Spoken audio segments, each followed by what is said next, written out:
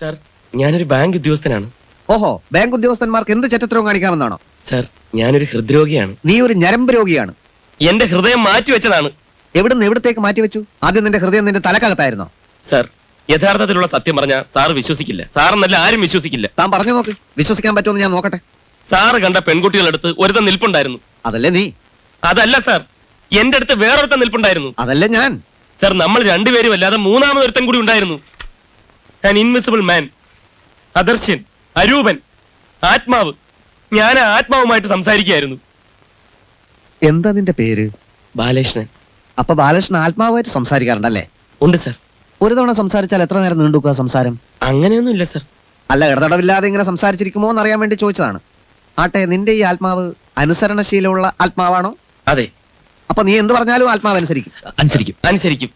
എടാ ബാലകൃഷ്ണ, കേരളത്തിന്റെ പല പല ഭാഗങ്ങളിൽ ആത്മാവ്, പ്രേതം എന്നൊക്കെ പറഞ്ഞ് ചാത്തനേറ് നടത്തലല്ലടാ നിന്റെ പരിപാടി. സർ, ബാങ്ക് ഉദ്യോഗസ്ഥൻ, ഹൃദ്രോഗി, ഹൃദയം മാറ്റിവെച്ചവൻ, ആത്മാവുമായിട്ട് സംസാരിക്കുന്നവൻ, പറക്കും സ്വാമി, ഹടയോഗി, ഒലക്കയുടെ മൂട്, ഇങ്ങനെ പലതും പറഞ്ഞ് ഭ്രാന്തഭിനയിച്ചാൽ പോലീസുകാരുടെ കയ്യിൽ നിന്ന് രക്ഷപ്പെടാമെന്നുള്ള ബുദ്ധി ആരാടാ നിനക്ക് ഉപദേശിച്ചു തന്നത്?